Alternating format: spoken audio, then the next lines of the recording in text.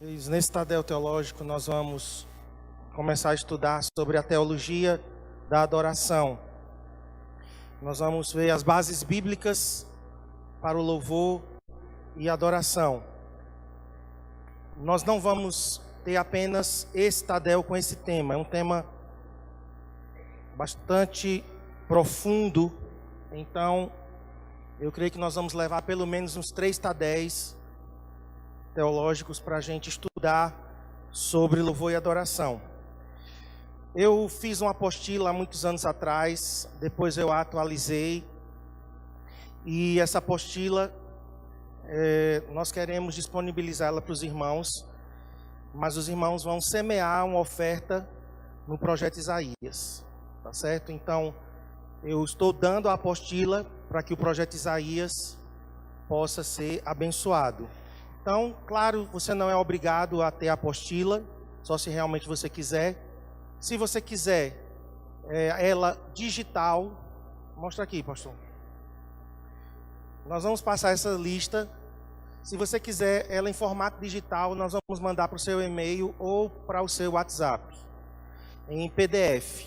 Então, você tem que ter um leitor de PDF no seu celular, ou no tablet, ou no computador.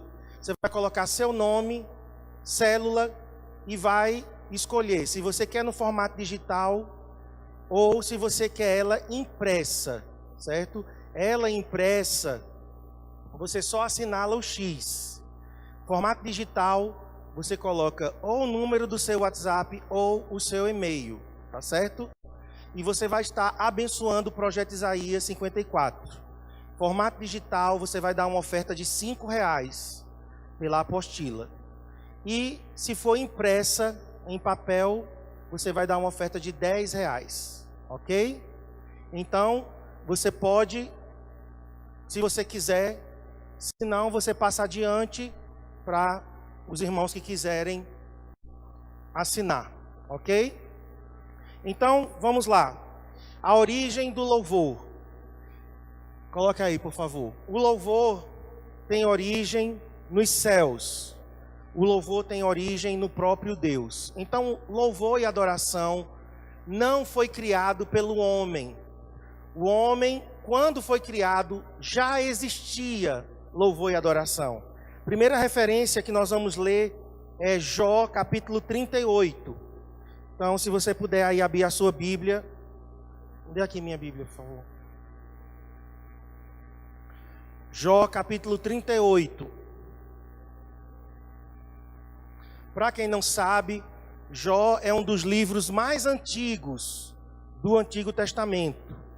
Jó aconteceu, a história de Jó, dentro do livro do Gênesis. Na época de Abraão, esse homem viveu. Então, Jó, ele é contemporâneo de Abraão. E em Jó, capítulo 38, verso 7, é Deus falando para Jó. Então Deus, ele responde os questionamentos de Jó. E o que é que diz lá em Jó 38, 7, a parte B do versículo? Diz assim: quando as estrelas da alva juntas alegremente cantavam e rejubilavam os filhos de Deus. Então nós temos aqui filhos de Deus. No Antigo Testamento são anjos. Sempre que ocorre filhos de Deus no Antigo Testamento, essas referências, elas estão relacionadas aos anjos. Então o que é que Deus está dizendo aqui? Jó, deixa eu te dizer uma coisa. Onde você estava, verso 4, quando eu estava lançando os fundamentos da terra? Então Deus vai fazendo perguntas. Onde você estava? Quem foi que colocou as medidas da terra, se é que o sabes? Verso 5. Quem estendeu sobre ela o cordel?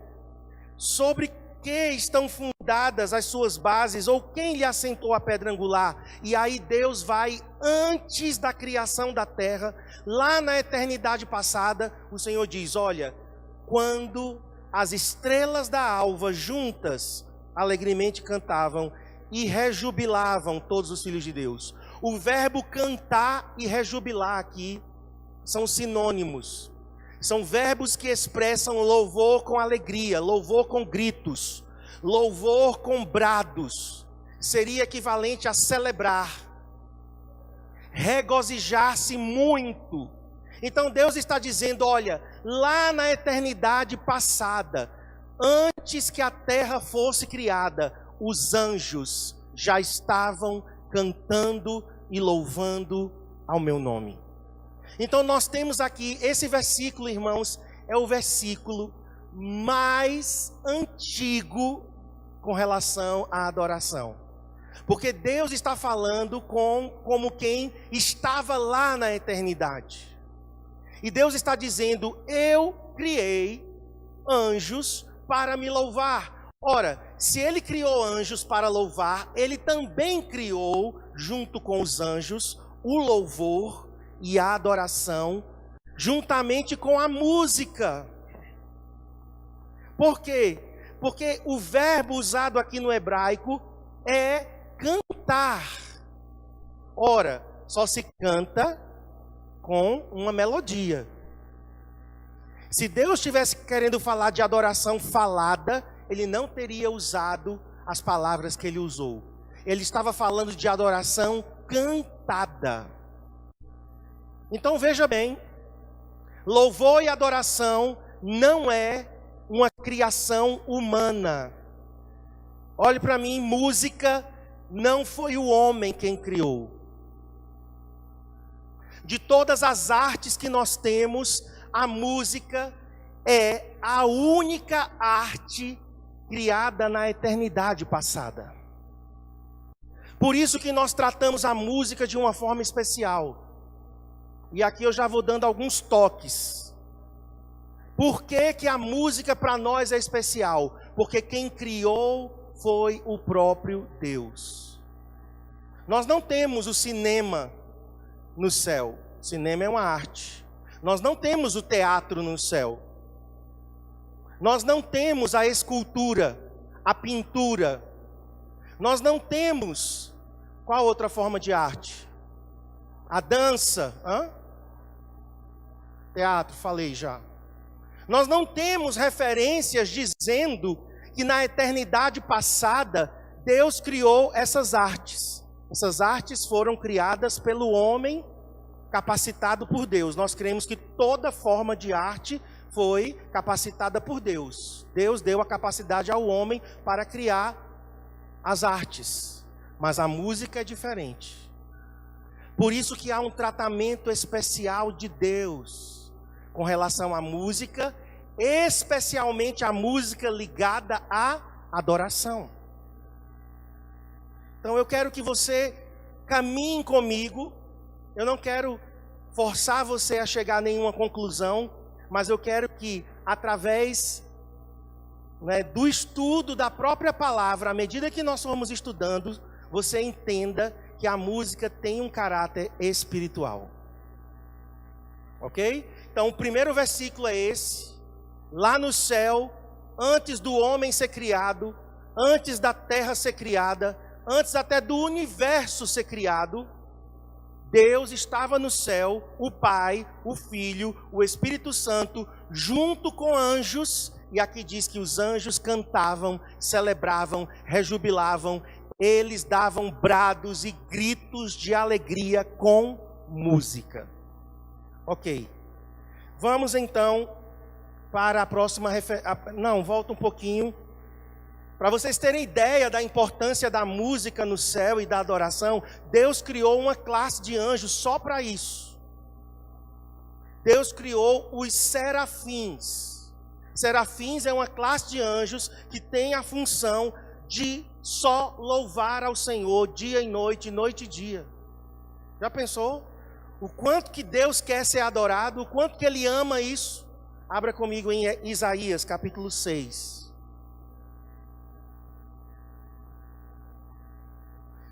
Verso 2. Serafins estavam por cima dele. Cada um tinha 6 asas, com 2 cobria o rosto, com 2 cobria os seus pés, e com 2 voava. E agora diz o que os serafins estavam fazendo. E clamavam uns para os outros, dizendo: Santo, Santo, Santo é o Senhor dos exércitos, toda a terra está cheia da sua glória. Essas criaturas aqui, chamadas de serafins, a visão é tão gloriosa que Isaías não sabe descrever. Diz que eles tinham 2 asas que voavam, 2 asas que cobriam o rosto, 2 asas que cobriam os pés. Então, não é um anjo muito convencional, não é? 6 asas. Mas por quê? Porque realmente é uma visão gloriosa de um ser celestial que com palavras humanas não tem como descrevê-lo. Mas esse mesmo ser, ele aparece em Apocalipse.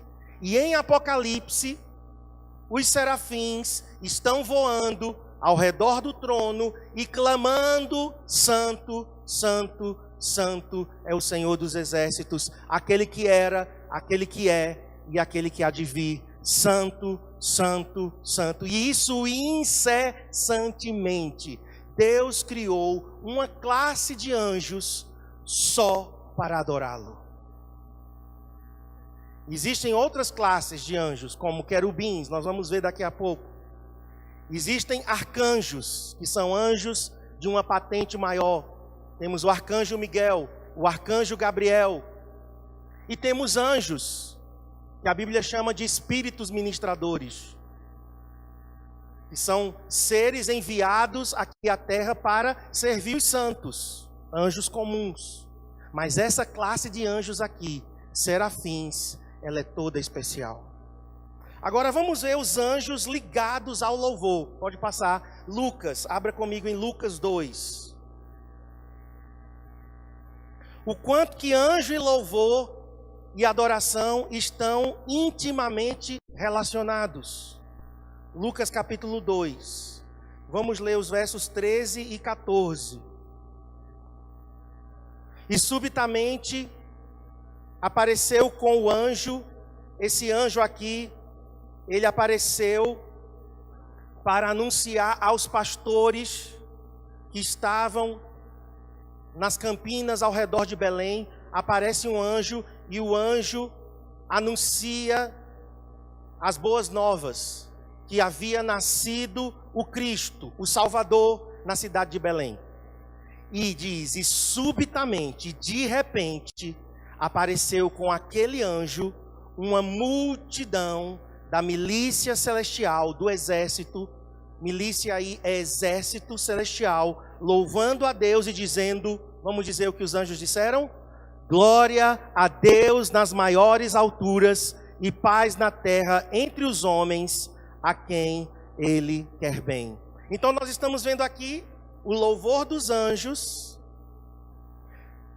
e adoração sempre ligada a esse ambiente do céu.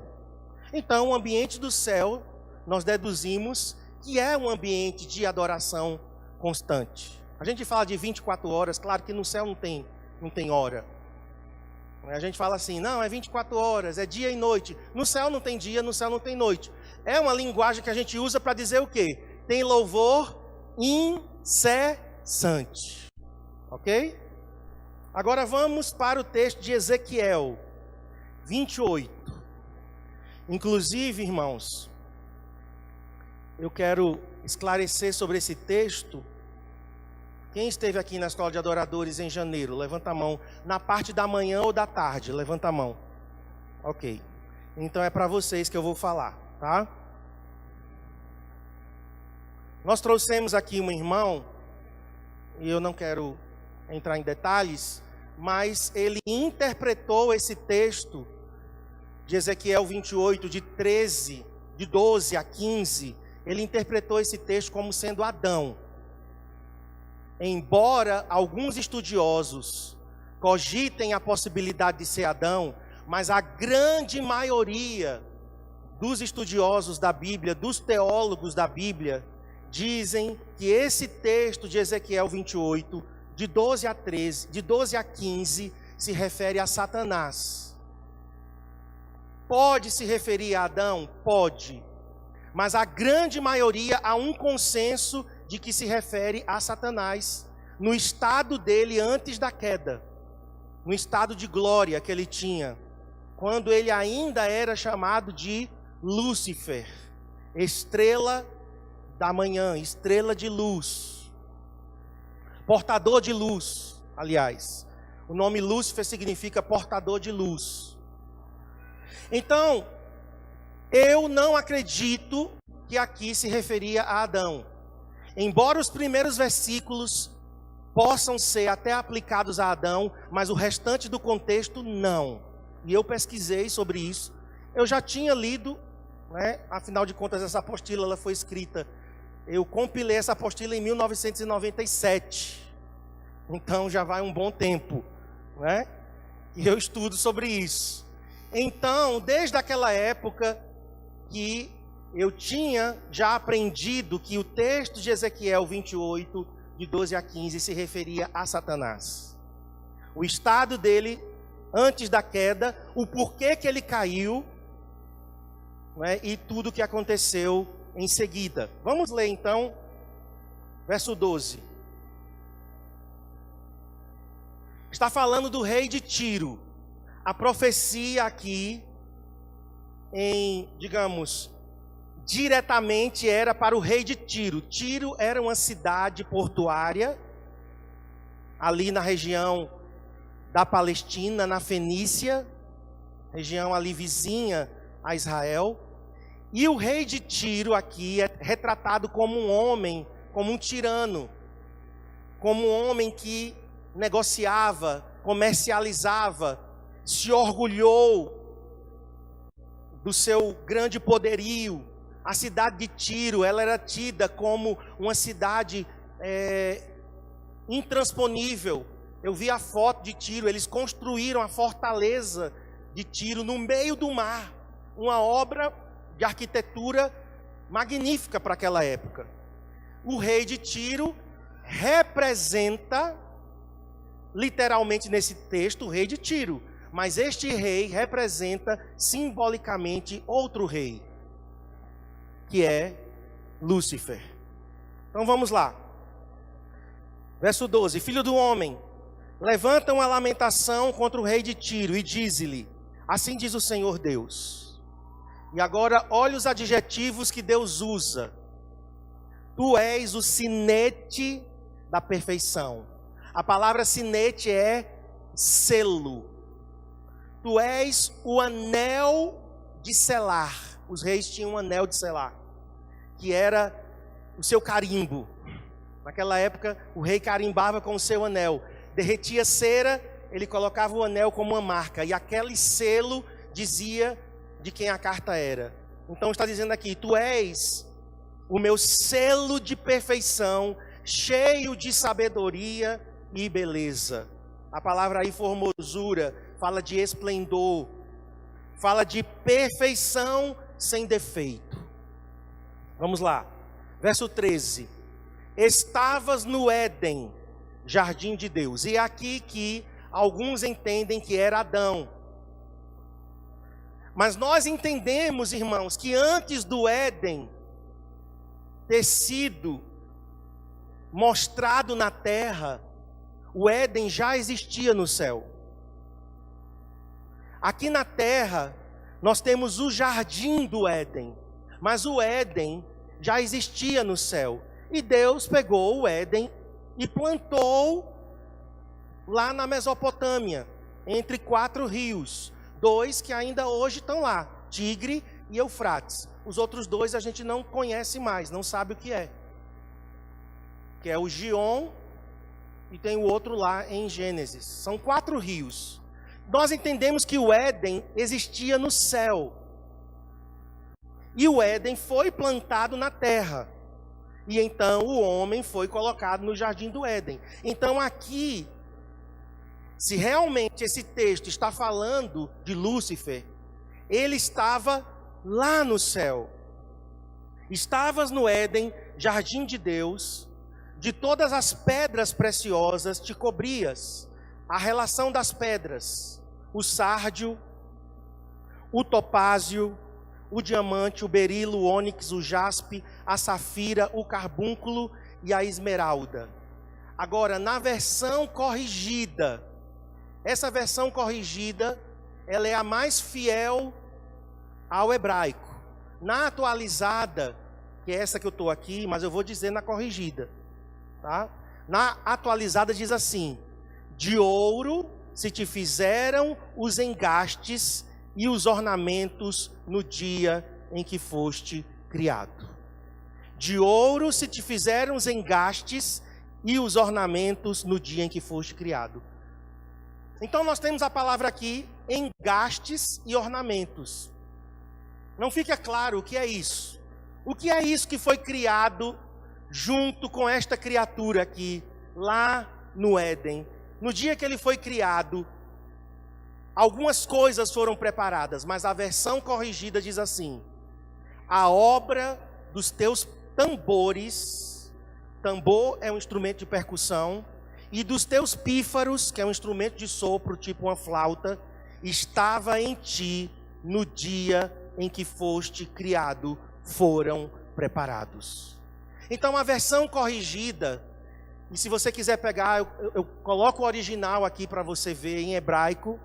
Talvez você não vai conseguir ler em hebraico, mas no hebraico está dizendo o quê? Que no dia em que esta criatura aqui, este sinete de perfeição, cheio de sabedoria e formosura, coberto de pedras preciosas, no dia que ele foi criado para ele instrumentos musicais.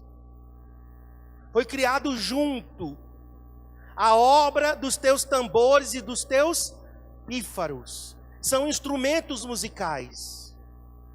Então nós entendemos que no dia em que Lúcifer foi criado, ele é uma criatura, ele não existiu eternamente para trás, ele agora existe eternamente para frente, como todos nós, temos espírito e não morreremos. Os anjos não morrerão, os anjos não desaparecerão, porém ele não é um ser eterno, ele foi criado, os anjos foram criados, e este anjo aqui, especial, foi criado também, ele não é eterno. Então aqui já cai por terra um monte de heresia de seitas, né? Que diz que Lúcifer é o irmão mais velho de Jesus. Tem seitas que dizem isso, o mormonismo diz isso. Que Lúcifer era o irmão mais velho de Jesus, só que é o irmão rebelde. Por isso foi banido. Aqui nós temos, queridos, claro na palavra, que era um anjo.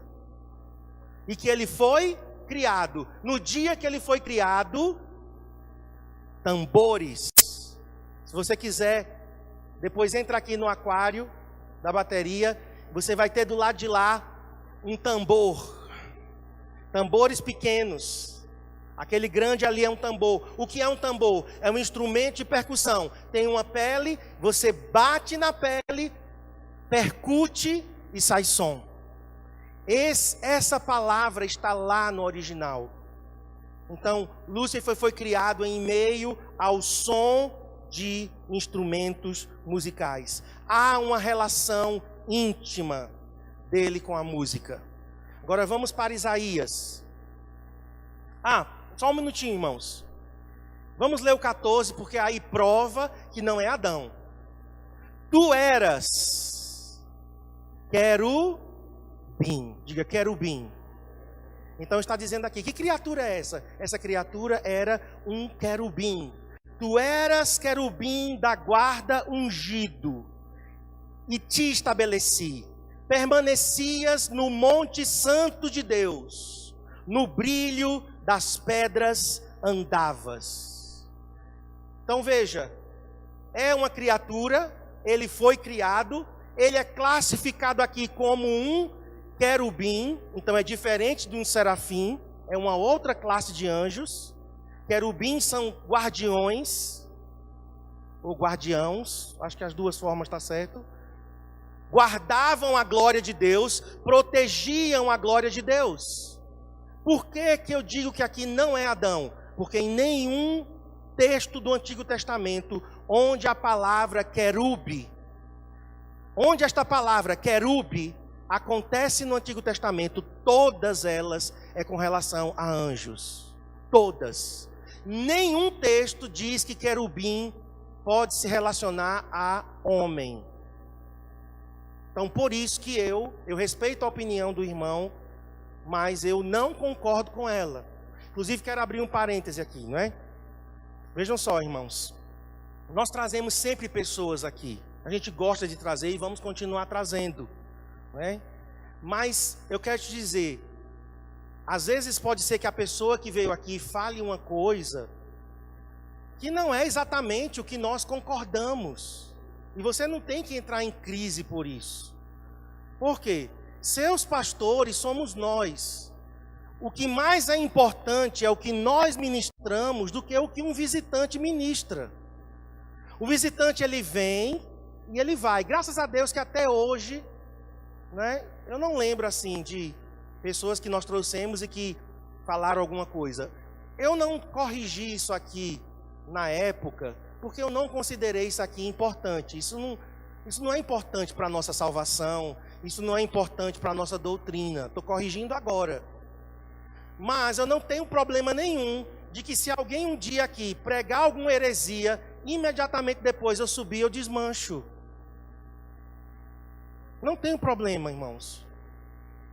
Dizer, olha, respeitamos a opinião do irmão, mas nós pensamos de forma diferente. Sabe por quê? Porque quando a gente tem pai e mãe, a gente ouve o que o nosso pai e a nossa mãe diz. O visitante, quando vem e diz alguma coisa diferente, você diz, não, meu pai e minha mãe não pensam assim.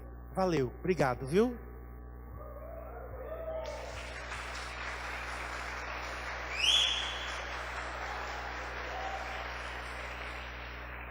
Porque tem gente que dá mais ouvidos ao visitante do que ao pai e à mãe. Quem bota comida na mesa é pai e mãe. Quem paga conta é pai e mãe. Não é visitante, não. Às vezes nós valorizamos mais um visitante. E a gente vai continuar trazendo gente aqui, viu? Inclusive, MDA Mulher, conferência de jovens, que vai ser aqui na igreja. O pastor Márcio está aí preparando um tempo precioso. Vai vir gente abençoadíssima para a nossa conferência de jovens. Escola de adoradores em janeiro. Vamos trazer. Mas, queridos, são visitantes. Para de querer valorizar mais quem está na internet. Eu fico indignado com isso, irmãos. Às vezes a gente está falando a mesma coisa, mas a pastora fulana de tal falou, aí você ouve. O pastor não sei das quantas falou, aí ouvem. A gente está dizendo a mesma coisa, mas porque é da casa, a gente não valoriza. E isso está errado. Isso está errado. Quem ora por você somos nós. Quem paga o preço pela tua vida somos nós. Você pode ouvir mensagem na internet? Pode, com cuidado. Ah, mas pregou uma coisa diferente do meu pastor? Querido, isso é uma questão de bom senso, de honra, de saber o nosso papel na tua vida. Você tem que saber quem somos nós na tua vida, para você não ser uma barata tonta, que não tem referência nenhuma, que ouve tudo quanto é tipo de pregador e não sabe mais o que é e o que é que crê. Então, a gente precisa colocar os pingos nos is, irmãos, às vezes. Você tem um pai e uma mãe, no sentido espiritual. Então valorize. Assim como o mandamento honra teu pai e tua mãe para que te vá bem e se prolongue os teus dias na terra, eu acredito que Deus também estava pensando em nossos líderes espirituais. Estava pensando nisso também. Então, vamos voltar aqui. Vamos para Isaías 14. Então, há uma relação íntima. Aqui nós vimos que ele era um querubim. Eu digo aqui que ele estava no céu, porque a expressão aqui é, estavas no monte de Deus. O monte de Deus não é o Éden da terra. Monte de Deus simboliza a presença de Deus, expressa, aliás. Monte de Deus expressa a presença de Deus e diz, no brilho das pedras afogueadas. Sabe que caminho é esse? O caminho da sala do trono. O caminho para o trono de Deus é o caminho das pedras de fogo. Então, por isso que eu digo que esse ser aqui estava no céu. Adão não poderia ser esse querubim, ok? Agora vamos para Isaías 14, verso 11. Agora vamos ver a queda. Lá em Ezequiel também, se você continuasse lendo, você ia ver, dizendo assim, ó: perfeito eras nos teus caminhos, até que se achou iniquidade em ti. Então ele foi criado perfeito, mas teve um momento da vida de Lúcifer que o pecado nasceu no coração dele. Isaías 14. Que pecado foi esse? Diz assim, verso 11, tá? Isaías 14, 11. Derribada está na cova, na sepultura, por terra, a tua soberba. Diga soberba. Então aqui nós temos a primeira dica de que pecado foi esse que nasceu no coração de Lúcifer. Soberba. E também, então, está derribada por terra a tua soberba, o teu orgulho. E também está derribada, agora marca aí, tá? Isso aí é chave. Está derribada o som da tua harpa. Está derribada por terra o som da tua harpa. A harpa é um instrumento musical. Um instrumento de cordas. Um instrumento de cordas. Então aqui está dizendo que no dia que ele caiu, junto com a soberba dele, junto com o orgulho dele, e os próximos versículos vão dizer como esse orgulho se processou, junto com ele caiu o som da harpa, junto com ele caiu o som do instrumento musical que provavelmente ele tinha acesso. Então aqui está dizendo, derribada também o som da tua harpa, por debaixo de ti uma cama de vermes, de gusanos, e os vermes são a tua coberta. Agora, olha o 12. Como caíste do céu, ó estrela da manhã. Pastor, mas estrela da manhã não é Jesus? É. Estrela da manhã é Jesus. Porque essa tradução aqui não seria muito adequada para a estrela da manhã. A tradução mais certa seria, ó portador da luz. Rei Léo. É uma palavra hebraica, Rei Léo. Portador de luz, luzeiro. E aí vem do latim lucero. E então vem para o português Lúcifer. Esse era o nome que ele tinha. Presta atenção, gente. Ele ainda insiste em usar esse nome. Mas não cabe mais a ele este nome. Ele não é mais portador de luz. Certo? Esse nome é um adjetivo bom, bonito. Então, ele não pode mais usar esse adjetivo, esse nome, esse título. Ele não é mais o portador de luz. Agora o nome dele é Satanás, que significa o adversário, diabo, o enganador. Então aqui diz, como caíste do céu, ó estrela da manhã, filho da alva, como foste lançado por terra, tu que debilitavas as nações. Olha o que ele disse, olha aqui o pecado dele. Tu dizias no teu coração, o pecado nasceu aonde? No coração, ainda hoje é assim, não é? Tu dizias no coração, eu subirei ao céu, acima das estrelas de Deus. Estrelas de Deus aqui é uma linguagem simbólica para os outros anjos. Então era como se ele estivesse dizendo, eu me exaltarei acima dos outros anjos. Exaltarei o meu trono, e no monte da congregação me assentarei nas extremidades do norte. Subirei acima das mais altas nuvens. E agora ele revela todo o seu coração. Serei semelhante ao Altíssimo. Qual foi o pecado de Lúcifer? O orgulho, a soberba, que fez ele pensar que poderia ser igual a Deus. Esse é o pecado, o primeiro pecado de todos. Todos os outros pecados que são hoje cometidos se originaram nesse aqui. Porque foi no céu, no coração, quando ele disse: eu serei semelhante ao Altíssimo. Contudo, serás precipitado para o reino dos mortos, no mais profundo do abismo. Os que te virem te contemplarão, hão de fitar-te e dizer-te: é este o homem que fazia estremecer a terra e tremer os reinos? Porque aqui também é uma profecia com relação ao rei de Babilônia. Então em Ezequiel, rei de Tiro, aqui em Isaías, rei de Babilônia. Mas esses dois reis, eles estão tipificando Lúcifer, que se tornou Satanás. Mas o mais importante de tudo aqui, tudo que eu falei, Ezequiel capítulo 28, verso 13, diz que ele foi criado em meio ao som de instrumentos de música. E Isaías 14, verso 11, diz que com ele caiu o som da música. Com ele caiu o som da sua harpa.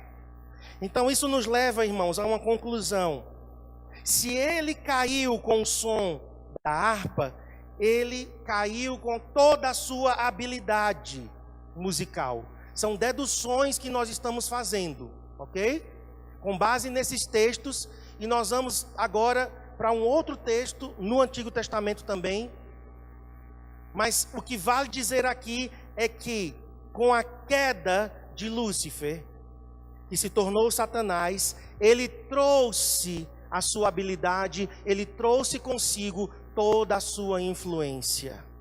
Ora, a música tinha sido criada, como eu falei no início, criada por Deus e para Deus. Agora, a pergunta: por que a música exerce tanto poder sobre as pessoas? Você já parou para pensar o quanto que a música tem poder? Se não parou, para. O quanto que nós somos influenciados pela música. Você ouve um som, seu pé já está, ó. Tchá, tchá, tchá. Daqui a pouco, gente, que é isso? Não é? Você ouve uma frase, e aquela frase, você já passou por essa experiência de uma música ficar remoendo a tua cuca, e você querendo se livrar dela e não consegue? Quem já passou por isso? E você tem que substituir por outra urgentemente, não é?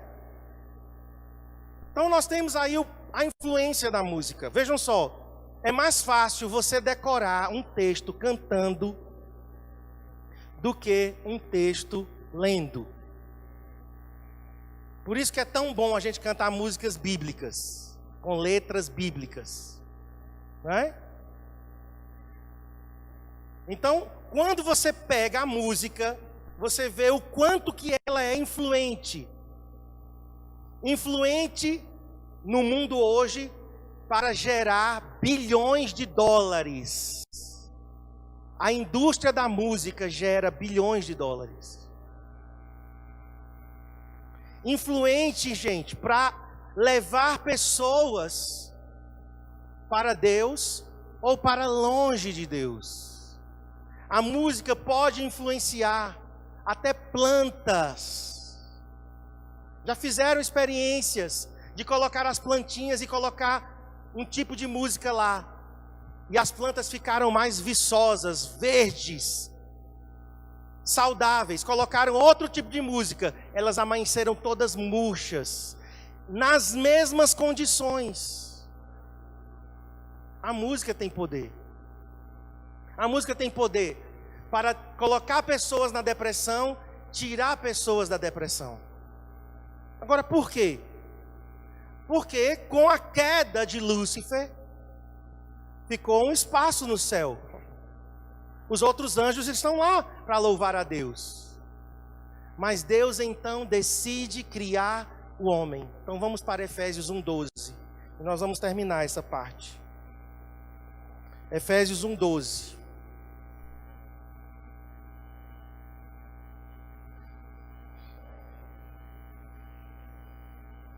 Diz assim: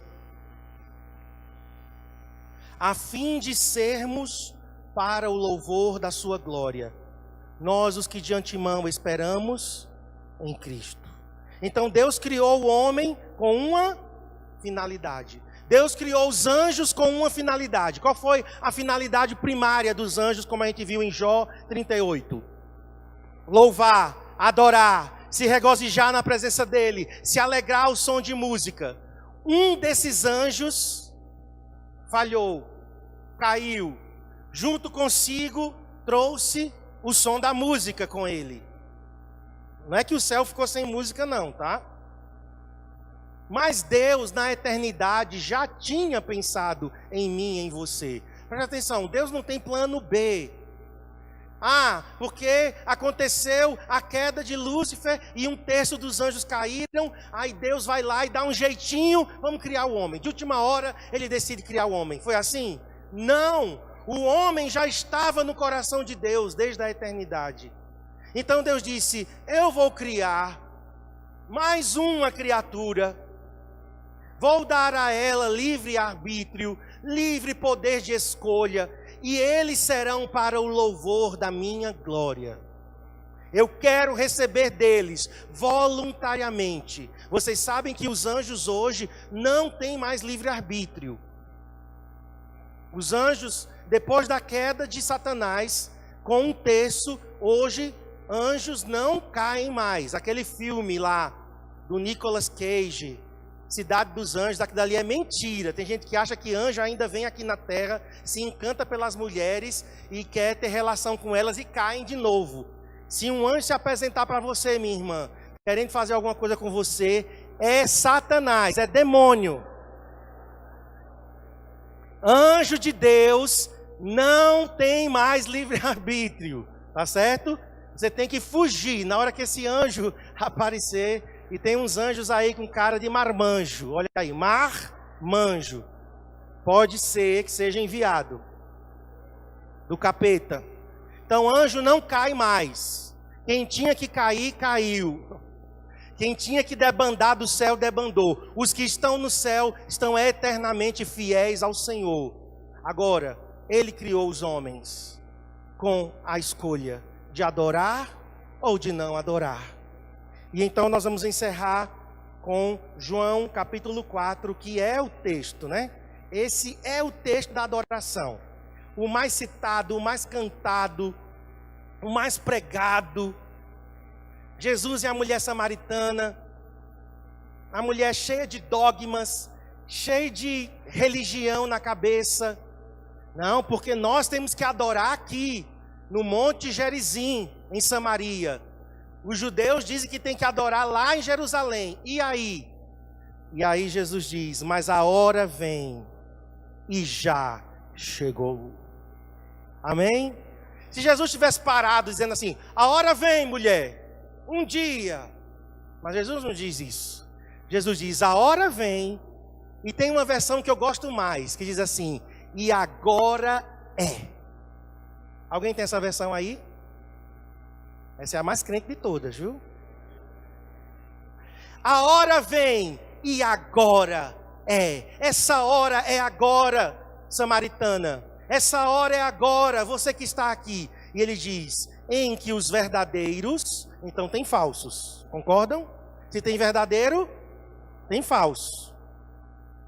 Em que os verdadeiros adoradores adorarão o Pai em espírito e em verdade, porque são estes adoradores verdadeiros que o Pai procura para seus adoradores. Então esse é o último texto que nós vamos ler, mas eu quero te dizer o seguinte: o homem foi criado para o louvor da glória de Deus. Deus estava buscando verdadeiros adoradores e Ele encontrou, e Ele continua encontrando. Ele vai achar você? Amém? Então vamos ficar em pé para a gente orar. Uma nova história começou a ser escrita. Agora eu vou dizer uma opinião minha, tá? Teologia marcusiana. Eu acho que tudo isso que o diabo sente é puro recalque. Eu acho. Minha opinião é a seguinte: Deus criou o homem segundo a sua imagem e semelhança. Aí o homem pode adorar ou pode não adorar, porque o homem tem livre-arbítrio. Nós cremos que o homem continua com livre-arbítrio, tá? Nós não somos calvinistas, queridos. Os calvinistas creem que o homem não tem mais livre-arbítrio. Nós cremos, porque somos arminianos, que o homem continua com livre-arbítrio, mesmo depois da queda. Deus deu ao homem ainda o poder da escolha. Aí Satanás olha para nós e ele diz assim: tenho certeza que Geraldo não vai adorar. Tenho certeza. Vou fazer de tudo. Vou seduzi-lo, vou mostrar outras riquezas, eu vou mostrar outros encantamentos. Ele não vai adorar. E aí Geraldo olha, vê tudo que o diabo oferece. Mulheres, né, Geraldo? Vem, Geraldo. Vem, né? E festa, e farra, e muita cachaça, né? E muita droga. Aí Geraldo diz assim: não, voluntariamente eu escolho adorar a Deus.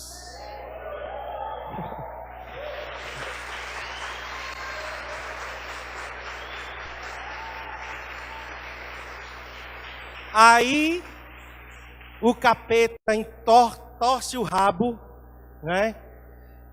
Espumeja, enfurece, e diz: não é possível, não é possível, eu tinha uma glória maior, eu tinha uma oferta melhor. Geraldo diz: não, a glória de Deus é maior, a oferta de Deus é melhor. E você continua, querido, adorando. Então Satanás, ele é recalcado, porque um dia esse lugar ele teve lá no céu. Um dia ele teve a oportunidade de adorar. Um dia ele esteve envolvido com a glória. Um dia ele esteve lá em meio ao som dos instrumentos. Perdeu. Perdeu, playboy. Tchau. Não tem mais como. Você nunca vai recuperar, Satanás, o seu lugar. Mas o homem foi levantado por Deus para voluntariamente adorá-lo. E nós estamos fazendo isso aqui. Amém? Levante suas mãos aos céus e adore o Senhor com as suas palavras. Não precisamos de música para adorar. Você pode adorá-lo e dizer: Senhor, voluntariamente eu decidi te adorar. Deus, eu não estou aqui forçado. Eu não estou aqui, Senhor, coagido. Eu não estou aqui, Senhor, porque alguma coisa me foi oferecida. Eu estou aqui simplesmente, puramente, por amor. Eu estou aqui porque te amo. Senhor, obrigado, Deus. Obrigado porque os verdadeiros adoradores ainda podem ser encontrados. Amém. Amém, queridos. Então...